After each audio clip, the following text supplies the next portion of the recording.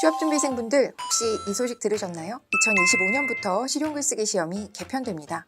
실용글쓰기 시험도 생소한데 개편까지 된다고요? 개편이 시험 난이도에 어떻게 영향을 미칠 것이고 우리는 어떻게 준비해야 될까요? 저 최수지와 함께 실용글쓰기 시험 준비 방법 알아봅시다.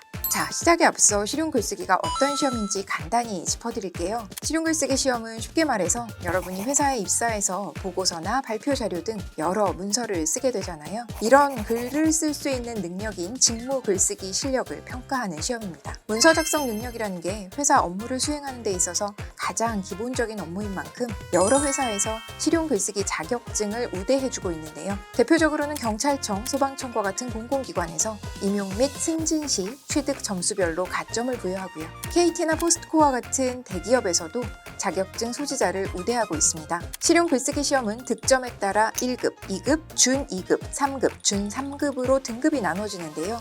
상대평가가 아닌 절대평가이기 때문에 높은 등급을 원하시는 분들도 보다 수월하게 등급을 받을 수 있는 편입니다. 실용글쓰기 시험은 크게 선택형과 서술형으로 문제 유형이 구분되고요.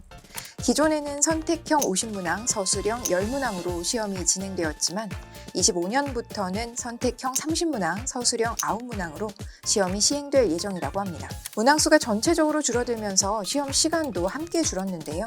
쉬는 시간 20분을 합쳐서 총 180분 정도 진행되던 시험이 25년부터 120분으로 단축될 예정입니다. 무엇보다 실용글쓰기 시험 개편에서 가장 큰 변화는 바로 시험 과목의 변화입니다. 실용글쓰기 과목은 글쓰기 원리, 글쓰기 실제, 사고력, 글쓰기 윤리 크게 4과목으로 구분되고 그 안에 총 24개의 중 영역이 존재했었습니다. 하지만 25년부터 24개의 중 영역 중 일부가 삭제되고 새로운 중 영역이 신설될 예정이라고 합니다. 영역별로 어떤 내용인지 좀 더 자세하게 알아보겠습니다. 첫 번째는 글쓰기 원리 영역인데요. 지문의 전체 흐름을 파악할 수 있는지, 어휘와 어법에 대해서 얼마나 짚어낼 수 있는지를 묻는 문제가 출제됩니다. 그 다음 글쓰기 실제에는 문서 이해, 기한서, 품의서 등 직무 수행에 있어서 직접적으로 연관된 문제들이 출제되는 파트인데요. 기존에는 공문서부터 광고, 기사문, 사내 제안서 등등 굉장히 방대한 분량의 문제가 출제되었지만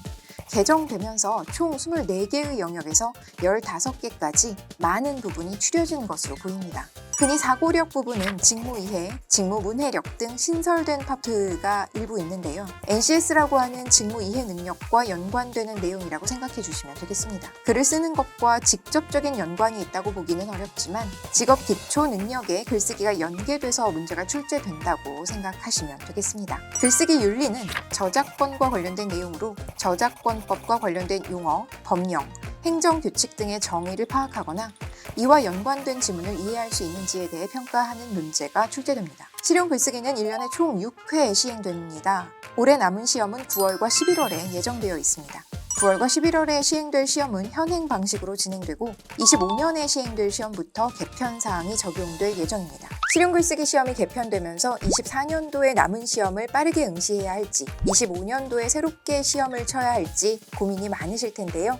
결론부터 말씀드리면 실용글쓰기의 경우 시험 난이도에 대해서는 큰 걱정 안 하셔도 되겠습니다.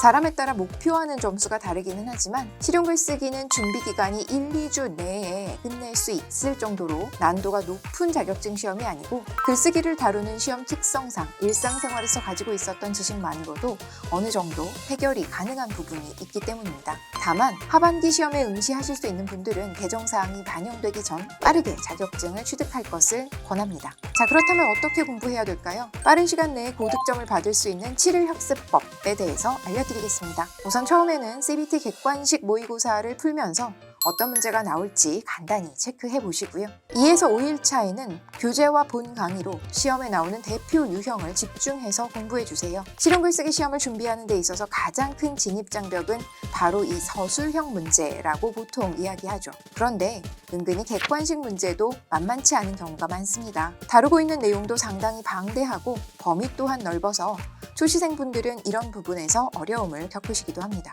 따라서 교재를 바탕으로 공부하는 것이 무엇보다 중요한데요. 예를 한번 보여드리면 해커스 교재는 이렇게 대표 유형을 한 번에 파악할 수 있도록 구분이 되어 있고요. 어떤 문제가 나오는지 체계적으로 공부할 수 있어서 방대한 객관식 문제를 효율적으로 마무리하는 데 큰 도움이 됩니다. 추가로 주관식 영역의 경우에는 감점을 최소화하는 것이 가장 중요합니다. 채점할 때 채점관이 100점에서 깎아내려가는 방식으로 채점을 하기 때문이죠. 교재에 있는 감점 기준표를 바탕으로 어떻게 썼을 때 감점을 최소화할 수 있는지를 꼼꼼히 살펴보시면 공부하시는 데 큰 도움이 되겠습니다.